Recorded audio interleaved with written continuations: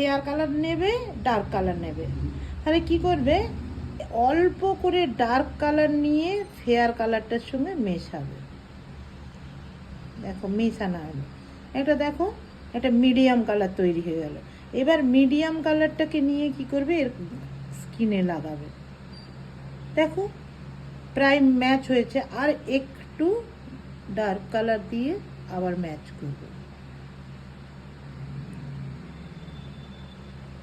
এইবার দেখো এই কালারটা ঠিক স্কিন কালার আসছে। তাহলে তোমরা ঠিক এইভাবে একটা একটা লাইট কালার নেবে আর একটা ডার্ক কালার নেবে।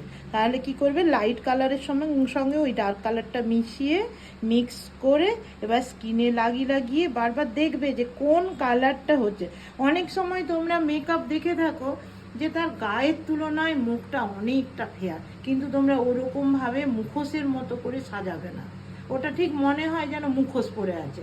তারা সবসময় ভাববে তার স্কিন কালার যদি 20 হয় তাহলে আমরা 22 নেব, মানে 20 থেকে 21 টু 22 পর্যন্ত আমরা টোন ফেয়ার করব।